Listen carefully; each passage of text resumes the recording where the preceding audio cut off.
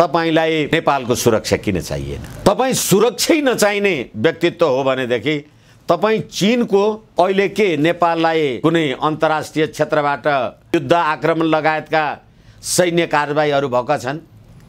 त गोपनीयताको प्रश्न उठ्छ भने पनि गोपनीयता कसको? राष्ट्रको सुराग। अनि राष्ट्रको सुराग भनेको तपाई एक्लै हो।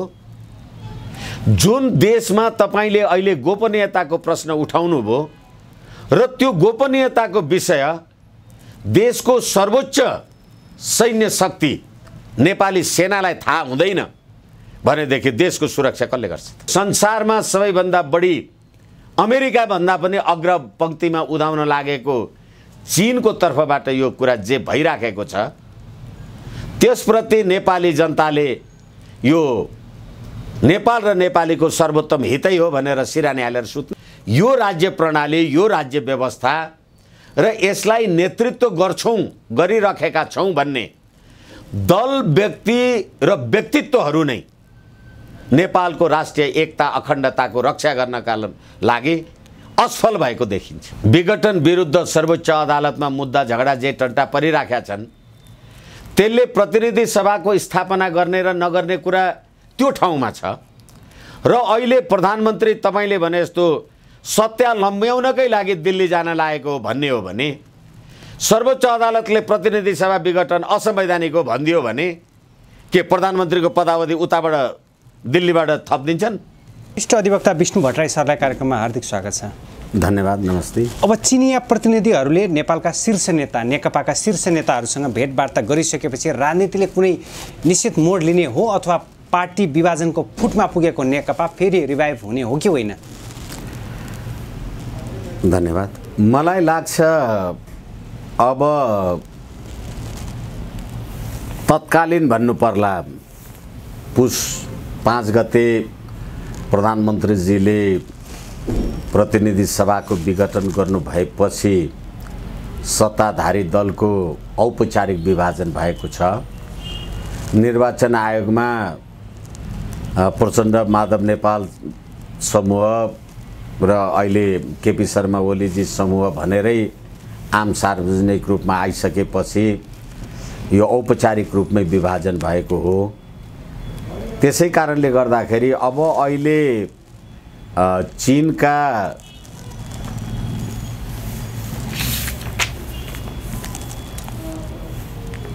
चिनिया कम्युनिस्ट पार्टीको अन्तर्राष्ट्रिय विभागका उपमन्त्री कुओ येचो भन्ने व्यक्ति लगायतका मानिसहरू हिजो नेपाल आएर राष्ट्रपति, प्रधानमन्त्री र अहिले असन्तुष्ट रहेका कम्युनिस्ट पार्टीकै नेतृत्वलाई भेट्ने कार्यक्रम छ भन्ने कुरा सार्वजनिक भएपछि हामीले धेरैचोटि आम सञ्चारमा धेरैचोटि यो कुरा गरिराखेका छौं।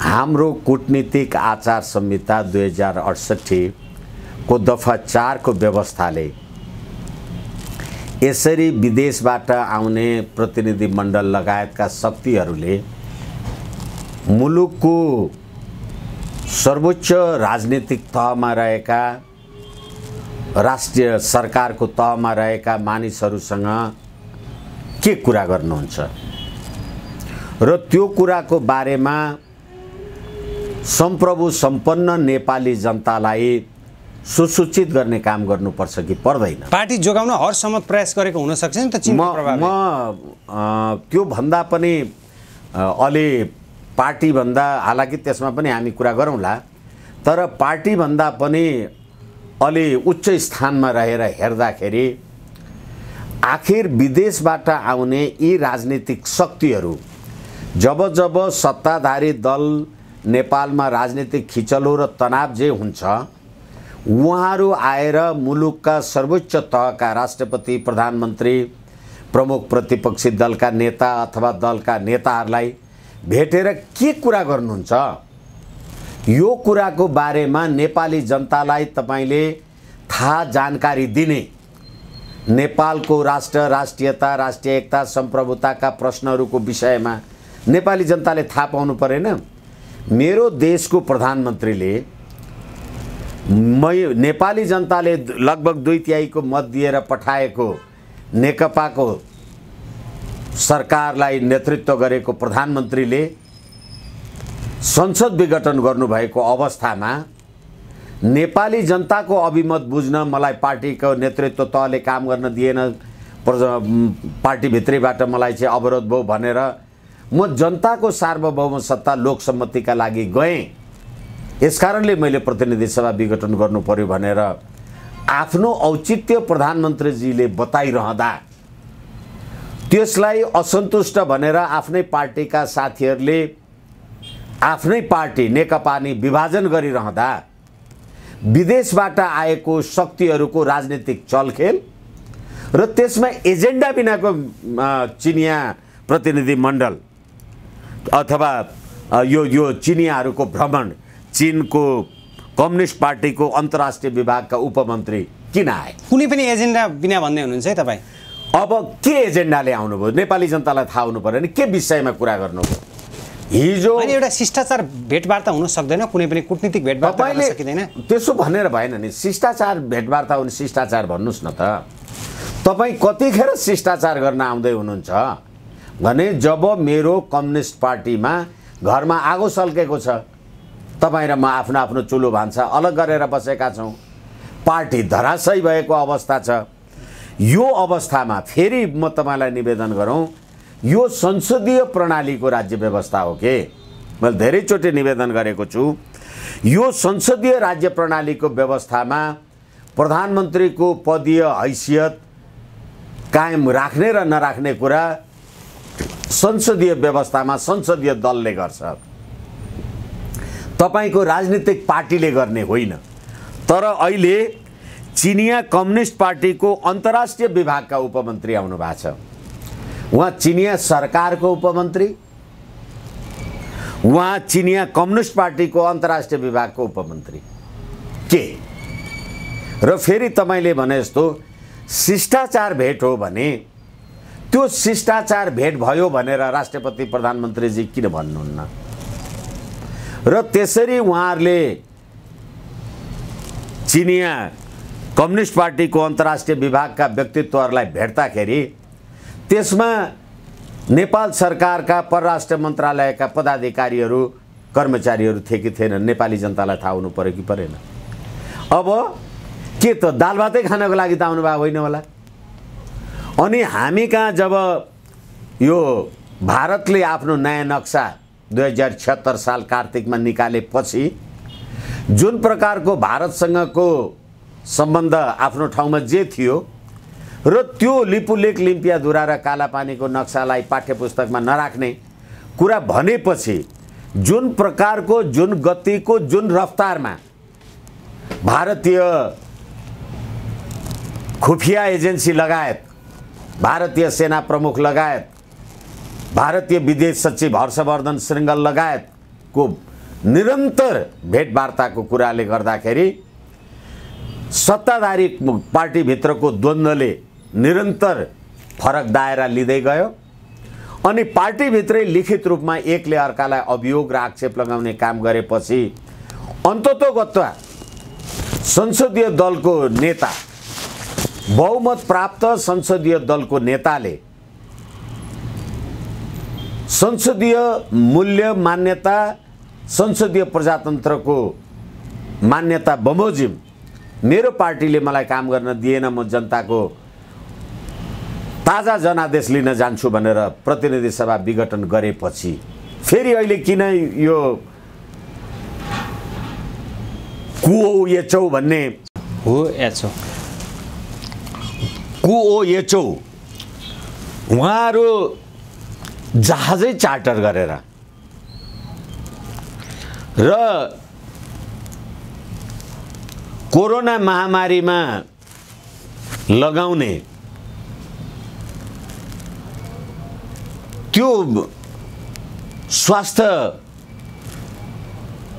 प्रतिरोधी अथवा त्यो स्वास्थ्य सतर्कताका साथ ती ड्रेसहरू सहित उहाँहरू किन आउनुभयो?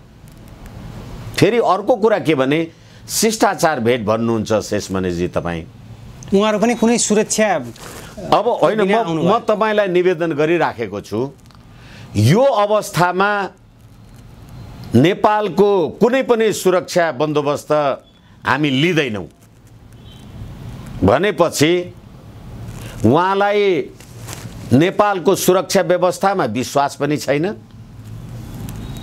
र राजदूतावासले त भन्यो नि पीडाका साथ भन्नुपर्छ यो कुरा सुरक्षा व्यवस्था हामी आफै गर्छौँ भने के चिनिया सेना बोलाउनु भएको छ अनि नेपालको हाम्रो सुरक्षा निकाय नेपाली सेना लगायत जे छ भने तिनीहरू माथिको चिनिया टोलीको अविश्वास त होइन यो र यसै गरेर महिना दिन अगाडि महिना डेढ महिना अब कतिचोटि भयो सधैँ गते मिति याद हुँदैन प्रधानमन्त्रीजीले मलाई सुरक्षा चुनौती छ भन्नुभएको थियो प्रधानमन्त्रीलाई सुरक्षा थ्रेट छ भन्ने सुरक्षा चुनौती छ भन्नुभएको थियो उहाँले अहिले प्रतिनिधि सभा विघटन गरिसकेपछि चीनबाट आउने हाम्रा पाहुनाहरूलाई हालाकि उद्देश्य र औचित्यको बारेमा हामी कुरा गरौँला तर उहाँहरूलाई नेपालको सुरक्षा व्यवस्थै नचाहिने भनेपछि नेपालमा मुकुन्द नरवडे आएर जुन प्रकारको काम कारबाही गरेर भनेर जानुभयो होला हालाकि सार्वजनिक भएन तर पनि मुकुन्द नरवडे र नेपालका प्रधान सेनापतिले भेटघाट गरेपछि भारत र नेपालको चिसो सम्बन्ध सैन्य स्तरबाट पनि न्यून गर्न न्यानो बनाउन सकिन्छ भनेपछि र अहिले चिनिया सुरक्षा अधिकारीहरू नेपालको सुरक्षा निकायलाई विश्वास नगर्ने भएपछि के भारतीय सुरक्षा निकायको निर्णायकत्व भएको हो बुझ्न सकिन्छ तपाईलाई नेपालको सुरक्षा किन चाहिएन तपाई सुरक्षै नचाहिने व्यक्तित्व हो भनेदेखि तपाई चीनको त्यत्रो उच्च पदस्थ अन्तर्राष्ट्रिय विभागको उपमन्त्री जहाज चार्टर गरेर आउनु भएको छ भनेदेखि हाम्रो देशको सम्प्रभुता हाम्रो देशको सुरक्षा बन्दोबस्त प्रणाली प्रति त छिमेकी देशहरूको त ठुलो अविश्वास रहेछ नि चीनको नेपाल प्रतिको नीति चीनको नेपाल प्रतिको नीति अहिलेको अवस्थामा भन्दैछु म अहिलेको अवस्थामा हालाकि फेरि पनि म निवेदन गर्दैछु अहिले कुहो येचौ भन्ने अन्तर्राष्ट्रिय विभागका उपमन्त्री दाल भात खान नपाएर त आउनुभयो होइन होला नि उहाँ आउने बित्तिकै राष्ट्रपतिलाई भेट्न सक्नुहुन्छ प्रधानमन्त्रीलाई भेट्न सक्नुहुन्छ विवरण सार्वजनिक हुँदैन भनेपछि चीनको नेपाल नीति अथवा नेपालको चीन नीति हामीले जेसुकै भने पनि नेपालको असंलग्न परराष्ट्र नीति यो राज्य प्रणाली आएपछि यो राज्य प्रणालीको प्रत्याभूति पछि हिजो 12 बुँदे समझदारी गर्न ककलले सघाएका थिए त्यसतिर ढल्किने एक थरी लोकतन्त्र प्रजातन्त्र के भन्छन् र अर्को थरी होइन हामी त सी जिनपिङ विचारधाराद्वारा अनुप्राणित छौं भनेर नेपालका कम्युनिस्टहरू अनि उत्तरतिर ढल्किने काम कारबाही गरिसकेपछि अब नेपालको समग्र नेपालको परराष्ट्र नीति नै के हो भन्ने कुरा थाहा हुन छोड्यो अब कुन चाहिँ विषयलाई आधार बिन्दु बनाएर कुरा गर्ने होइन भनेदेखि नेपालमा आउने हाम्रा छिमेकी देशका कूटनीतिक व्यक्तित्व सार्वजनिक व्यक्तित्वहरूको एजेन्डा सार्वजनिक हुनुपर्छ नेपाली जनताले थाहा पाउनुपर्छ होइन भने अब अहिले संसद विघटनको अवस्था छ प्रतिनिधि सभा विघटनको अवस्था छ हिजो अहिले बनेका नयाँ मन्त्रीको स्टेटमेन्ट एउटा भनाई के हेर्दै सुन्दै थिएँ म आम सञ्चारमा अब एमसीसी पास गर्नुपर्छ आवश्यक संशोधन अथवा आवश्यक परामर्श सहित। ऊर्जा क्षेत्र डिप्रेसनमा जान्छ नत्र भन्दै हुनुहुन्थ्यो भनेदेखि कतिखेर भन्दै हुनुहुन्छ?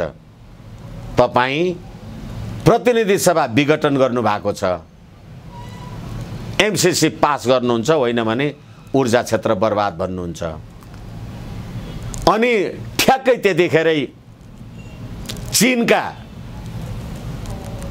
अन्तर्राष्ट्रिय विभागका उपमन्त्री नेपाली सुरक्षा निकायको अविश्वासका साथ प्रधानमन्त्री र राष्ट्रपति भेट्नुहुन्छ भनेपछि यो देशको एउटै सुरक्षा नीति अथवा परराष्ट्र नीति के बाँकी रह्यो? गोपनीयताको सवाल उठ्छ कि उठ्दैन यो बेला? गोपनीयताको सवाल, तपाईले राष्ट्रिय सुरक्षा, राष्ट्रिय महत्त्व, किनभने अहिले त को यो अन्तर्राष्ट्रिय विभागका उपमन्त्री, कम्युनिस्ट पार्टीका उपमन्त्रीले त हाम्रो सुरक्षा दस्तालाई नै मान्नु भएन अथवा चीनबाट यसलाई नजरअन्दाज गरियो भनेपछि यो नेपालको सुरक्षामा भएको कुरा रहेछ। गोपनीयता भन्न पाउनुहुन्छ तपाईँ? त्यसो भए चीनका प्रतिनिधिमण्डलहरू जसरी त्रिभुवन अन्तर्राष्ट्रिय विमानस्थलबाट भित्रिए नेपाल, त्यो अवस्थालाई निहालेर हेर्दाखेरि निकै नै फरक ढङ्गले त्यति मात्रै होइन, म तपाईँलाई फेरि पनि भन्छु, पिपिई लगाएर आउनु भएको छ। कोरोना भाइरस विरुद्धको ड्रेस पिपिई लगाएर आउनु परेको छ भने त्यत्रो इमर्जेन्सी आवश्यकता के पर्यो? त्यसको बारेमा तपाईँले नेपाली जनतालाई बताउनु पर्छ कि पर्दैन? तपाईँ प्रधानमन्त्री हुनुभयो, नेपाली जनताले भोट दिए, राष्ट्रपति हुनुभयो, अहिले तपाईँ प्रचण्डजी, माधव नेपाल लगायत तपाईँहरू छुट्टिनु टुट्नुभयो, तपाईँहरूलाई त्यो शिखरमा पुर्याउनु त यिनै जनताले भोट दिया हो नि। भन्नुपर्छ कि पर्दैन तपाईँले नेपाली जनतालाई? यस्तो अवस्थामा गोपनीयताको कुरा गर्ने, राष्ट्रको गतिविधि, राष्ट्रिय अखण्डताको प्रश्नमा देशको सुरक्षा निकाय नेपाली सेनालाई थाहा नहुने, त्यसको सुरक्षा थाहा नहुने, हुनसक्छ नेपाली सेनाप्रति मुकुन्द नरवडे पछिको गतिविधिले गर्दा चिनिया सुरक्षा निकायले शङ्का गरेको होस्। नेपाली सुरक्षामा माथि नै चीनले प्रश्न खडा गरिदियो। यसकारणले गर्दाखेरि नेपालको सुरक्षा व्यवस्था नै नेपालीहरूको जिम्मामा रहेन रहेछ भन्ने कुरा अहिलेको यो चिनिया भ्रमणले देखियो। अब चीनको यो लेटेस्ट भ्रमणलाई कसरी हेर्न मिल्छ? किनकि चीनको सदिच्छा चाहना भनेको नेपाल कम्युनिस्ट पार्टीभित्रको एकता कायम रहोस् भनेर भने, अहिलेको परिस्थितिमा त अब एकता भङ्ग भइसकेको छ, दुई चिरामा पुगेको छ नेकपा। यो अवस्थामा चीनको यो भ्रमणले के सङ्केत गर्छ? होइन, तपाईँले मेरो देशको सत्ताधारी पार्टी अथवा मेरो देशको कुनै राजनीतिक पार्टी विचारको कारणले हामी मिल्छौँ भनेर भन्ने हो भने यो संसदवादी कम्युनिस्ट र चीनको चाहिँ साम्यवादी कम्युनिस्ट कसरी मिल्या हो एउटा कुरा यो बुझिँदैन। र अर्को कुरा, तपाईँ मेरो लागि अथवा नेपाली कम्युनिस्टहरूको लागि शुभेच्छा नै राख्ने हो भने अहिले मेरो पार्टीभित्र भएको द्वन्द्वमा तपाईँको आगमनले त्यसले नेपाल कम्युनिस्ट पार्टीप्रति नेपाली जनताको सद्भाव भड्कियो कि बन्यो? हरेक सानो सानो कुरामा अहिले चिनियाहरू माइक्रो म्यानेजमेन्ट गर्न लागिरहेका छन् र चिनिया राजदूत हो यान्छीले त नेपालको राष्ट्रपति र प्रधानमन्त्रीलाई त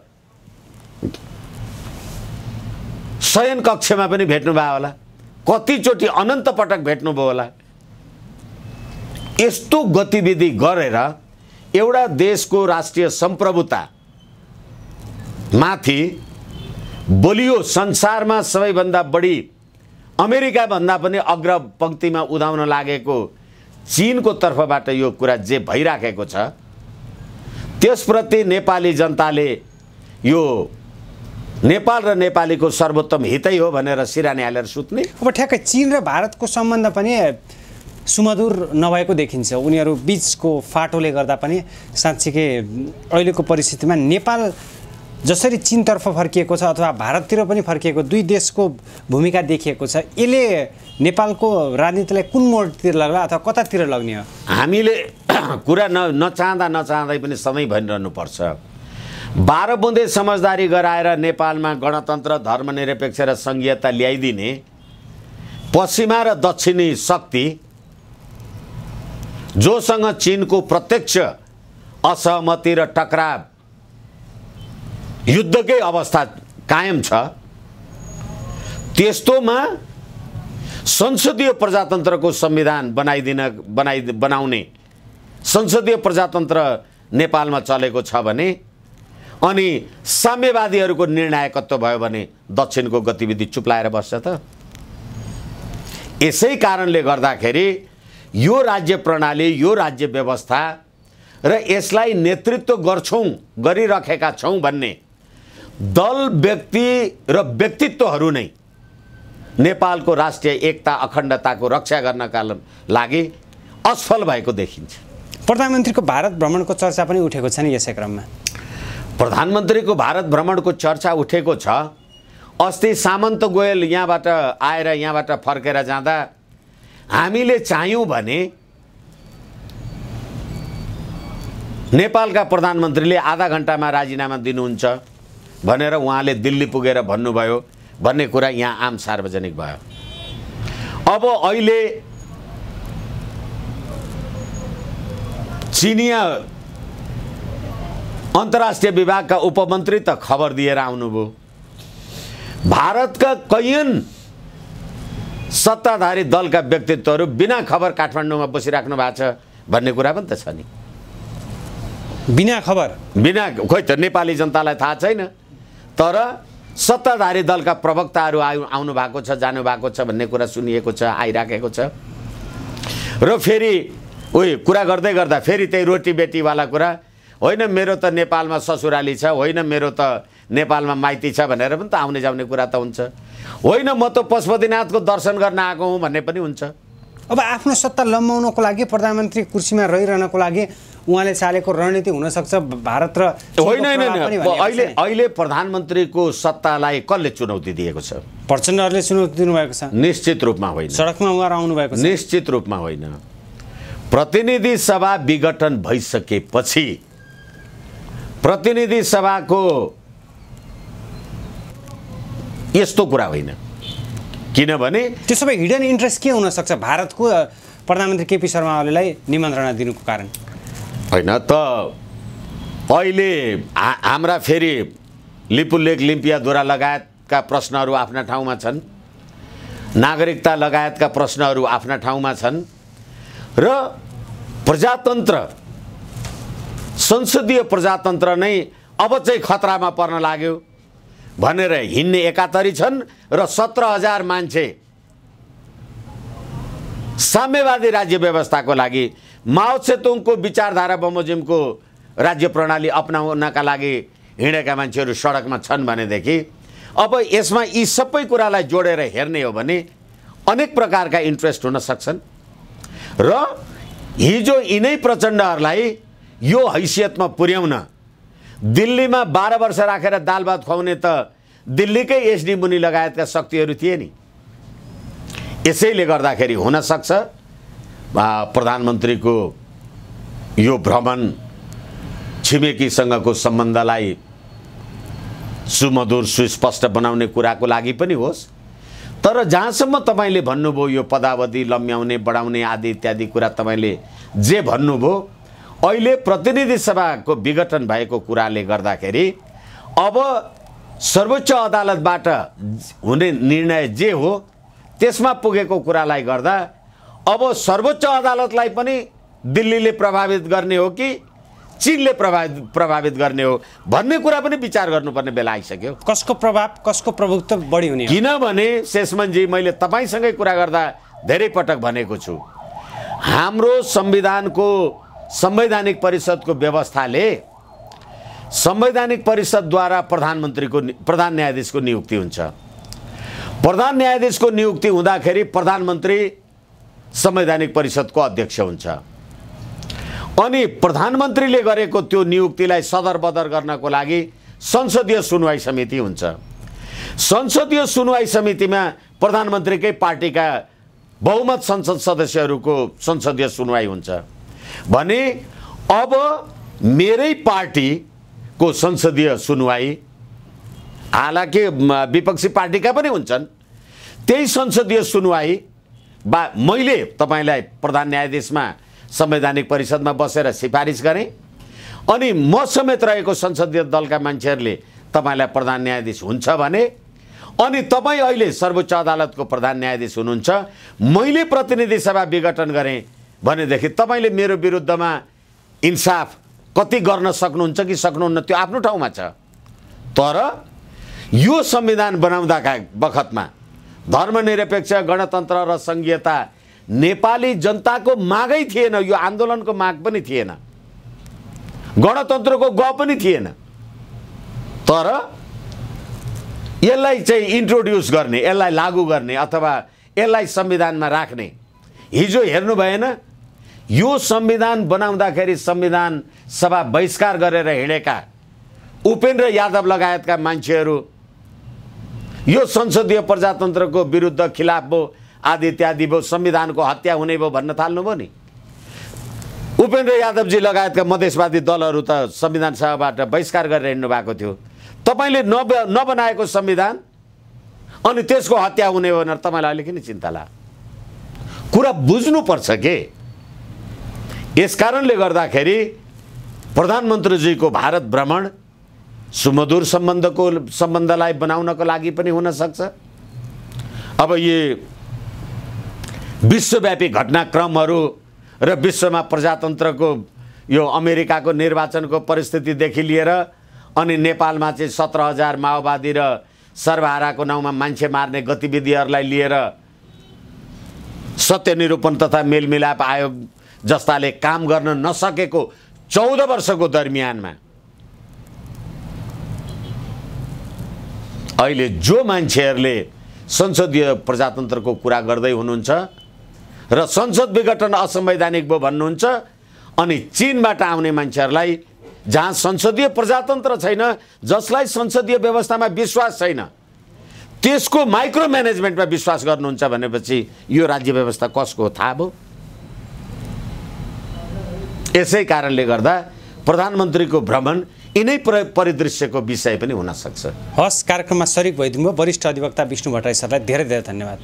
हस्, मलाई पनि मेरा कुरा राख्ने अवसर दिनुभयो। एबिसी खबरलाई हार्दिक धन्यवाद, नमन, प्रणाम।